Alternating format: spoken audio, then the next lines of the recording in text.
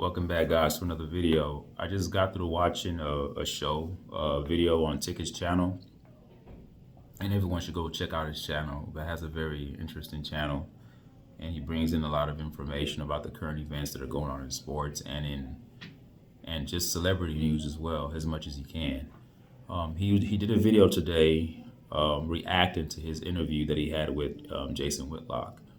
And remember my initial response, I told you how he would rattle off questions. He would at times not give Jason Whitlock the time to actually give an answer to a question. And what I hear Ticket talking about now is that the supporters of Jason Whitlock are being hypocritical.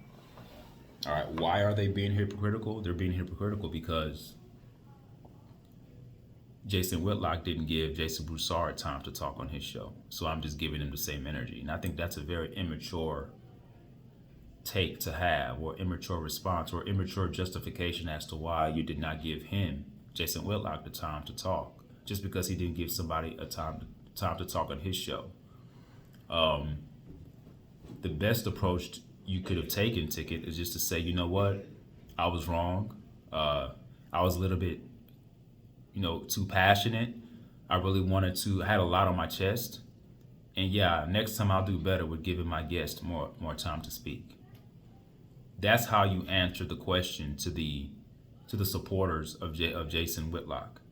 You don't need to absolve yourself of why you did what you did.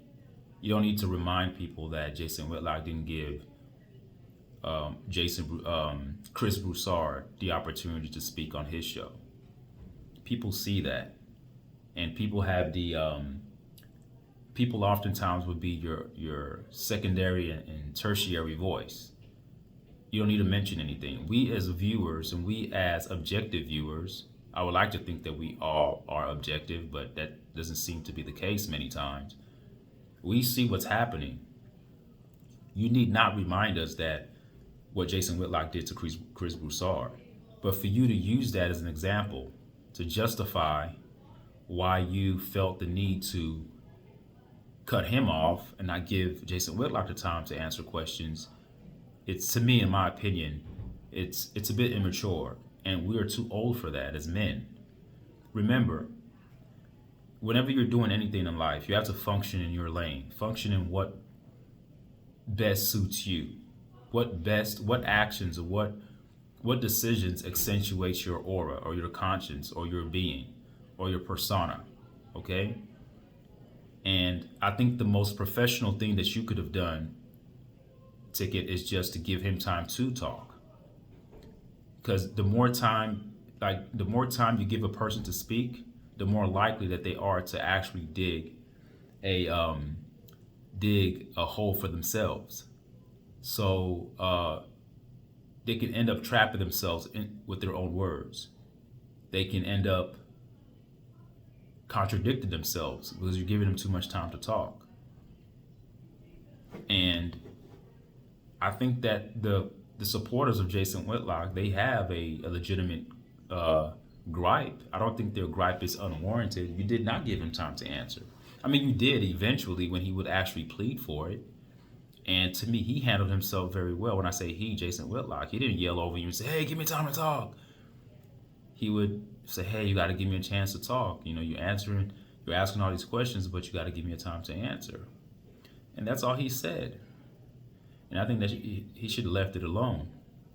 Then further along, I read on the comments on that video that Ticket is doing, and you hear people saying, oh yeah, you cooked him. You cooked Jason Whitlock. I don't see how Jason Whitlock was cooked. As a matter of fact, objectively looking at it, and I support both channels. I listen to Fearless and I listen to the Tickets podcast. I listen to both.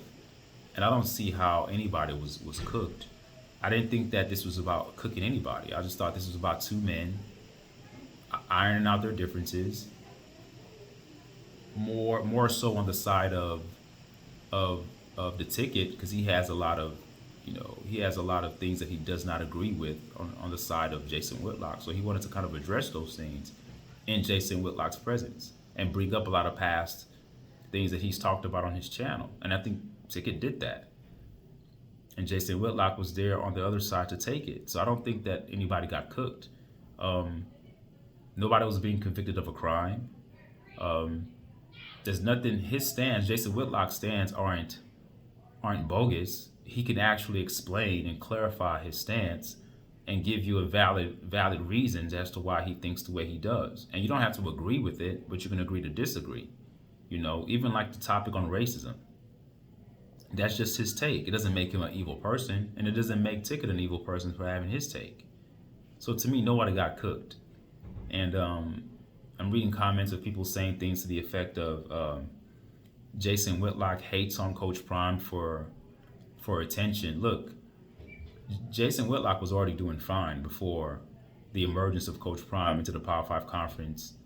He was already doing okay. Now, did his ratings go up a little bit talking about Coach Prime? Of course it did, but everybody else's ratings did the same thing. Remember, you're talking about a polarizing figure, a guy who's very magnetic. You're talking about Coach Prime, where everybody was talking about Coach Prime and what he was doing at University of Colorado. There was not one channel, even channels that don't even talk about sports, were talking about Coach Prime. You had 60 Minutes having a special on Coach Prime. They even have a documentary on Amazon talking about Coach Prime. Well Off Media runs their stuff all the time on social media about Coach Prime. So it was a Coach Prime year. So everybody talked about him. Even Ticket talked about Coach Prime and got an increased viewership and subscriptions because he talked about Coach Prime. As a matter of fact, if you look at the, which we probably can't do, I don't know how we can, I don't know how to go into it. I haven't looked into it, but if you look at the numbers that Ticket had prior to the Coach Prime experience, his numbers weren't that high.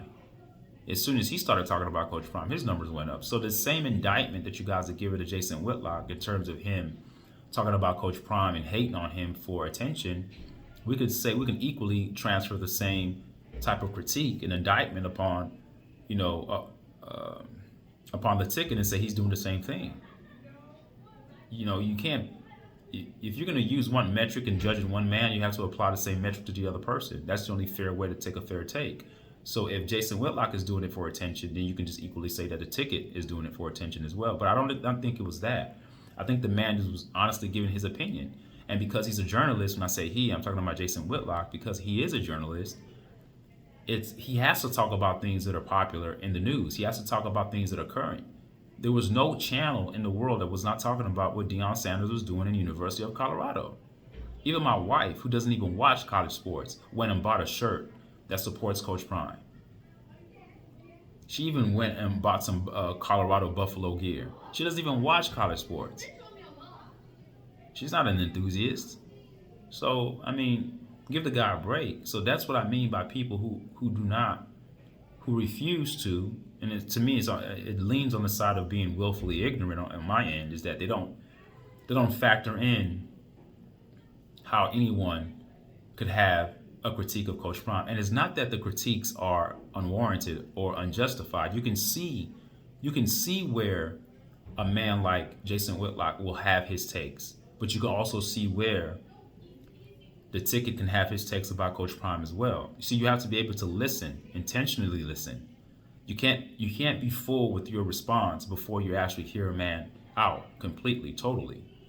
Okay, these are two men coming from different experiences and different positions. So if you want to support Coach Prime, that's fine, but critiquing him does not mean you don't support him. And when Jason Whitlock is saying that it's not going to work, he's saying it's not going to work if he continues to do it this way. And that's his opinion. He has a way of which he thinks coaches are supposed to operate, and he did not think that Coach Prime was operating in a way that would give his team the best opportunity to be successful, both short-term and long-term.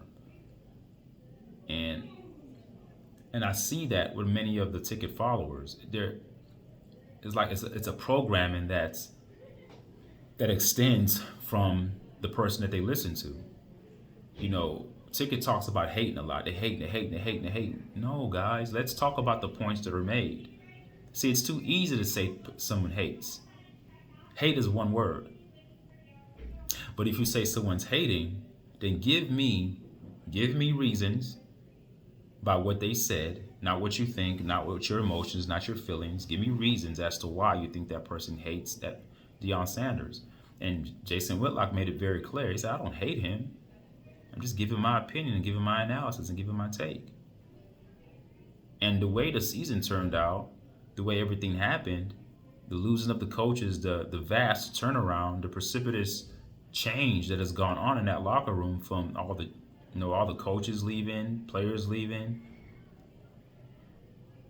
One can argue and say that Jason Whitlock was right in his assessment of Coach Prime early. He was saying this early when everyone was on the bandwagon because he had that 3-0 start. It's not hating, guys. Think critically. You can reserve that. Put that in the back burner. You have to train your mind and build up the endurance to listen to other people and take what they're saying as important and take what they're saying as highly significant because it's coming from another person. It's coming from you. You are me and I am you. We're all living the same reality, just in different bodies. And we are all absorbing this third dimensional reality in our own physiological bodies and in our own mind and our consciousness. So respect people's opinions. We're all one. All right? We're all one. And it would come across as more genuine if people who were making comments would say, hey, I can't believe he says that it will not work with Coach Prime because when Coach Prime did this, that takes a lot of thinking. That takes a thought process. That takes intentionality. That takes time to actually process a message and put it on paper, or not put it on paper, but put it on a computer. It's much easier to write HATE. He a hater. He a hater. He a hater. He's hating for clicks. No, man, no one's hating for clicks. People aren't hating for clicks, guys. No one does that. No, not when somebody is speaking in a way that's genuine to themselves and passionate, especially if you follow the tendencies of Jason Whitlock and you follow the way he views a lot of things. I'm not surprised that he had the critical takes of Coach Prime the way he did. He's always been that way. He's consistent in the way he is. So I believed him. I don't think he was doing it for clicks. So that's just my take. I think that you don't do what someone else does to justify what you did. Like if someone curses you out, right? Or they do something that's rude, you don't then, indict that person of being rude, call them out for their rudeness, admonish them for their rudeness, and then months later, because you want to make a point, you apply the same behavior to them and curse them out. And then when people call you out for doing what that other person did, you say, hey, but they did it first. I'm just doing what they did. Come on, Ticket. You're 41 years old. You're much more mature than that. You're not taking an L by just saying, hey, I should have given him more time. It was my fault. But I do remember he did not give Chris Broussard some time. But I understand. I know how it feels not to be given time to talk. Next time, if I ever have him on the show or if I ever have anybody else on my show, I'm going to make sure that I'm going to ask a question and give them the ample amount of time to make their point or clear up their position on any particular question that I had towards them. That's just the way you answer that question and you move on. You don't need to make a video about how he didn't give Chris Broussard time, so why his followers are being hypocritical. They're not being hypocritical. We live in the now. So it's always important to deal with situations that are happening now. When you start pulling back other things, then you're trying to deflect from the point of what's being made. We understand what he did with Chris Broussard. That was then. We're not justifying it. I'm not saying that Jason Whitlock was right for cutting off Chris Broussard. We're not saying that. But you're not Chris Broussard, Ticket. You are the Ticket, a.k.a. Chris Moore. That's who you are, right? So act like Chris Moore. And when you're asking questions, don't bring in someone else's baggage to your interview forum. And then, because I don't think you intentionally tried to do what you did. I don't think you were intentionally trying to cut him off. I just think when people start to call you out about it, then you felt the need to defend yourself. And in the advent of you trying to defend yourself, you're making the situation much worse. Rather than you just apologize and say, I can do better. That's all you can do. So you diffuse the power of the critics, not by agreeing with them disingenuinely, but by really just thinking about what they just said. You yourself admitted that you did cut him off, but you're saying that I did so because Jason Whitlock did the same thing. I'm just doing what he did. His supporters are being hypocritical. They didn't say anything when he was cutting off Chris Broussard. That's childish. That's high school. That's not even high school. That's middle school stuff. We're grown men. We're grown men. There's a decorum. There's a way you're supposed to carry yourself when you do an interview. You never subject yourself down to your opposition or to whoever you're interviewing. You hold yourself to a higher standard, and then have other people call that out. You would have people who would have said, you wouldn't even need to say it. You would have people commenting on your channel telling you, great interview. I like the way you didn't cut him off the way he cut off Chris Broussard. Somebody would have said it. There are too many brains in the world not to pinpoint or identify that action that occurred a while ago with him and Chris Broussard. That would have happened. Inevitably, it would have occurred. You would not have a way to go around it because there's too many brains, there's too many minds, too many intellects, too many intellectual people who think critically, who can pinpoint that out. People would see that you were patient, and they will call you out for being patient in a positive light. Just the same way people are calling you out for not giving them time to answer questions. Yeah. But that's just my take on it. Like I said, I loved the interview. I think it went well. And this is just me responding back off of Ticket's response, if that makes any sense. All right. Thank you guys for listening. All right. Till we talk again. Leave a comment and let me know what you guys think. All right. Bye.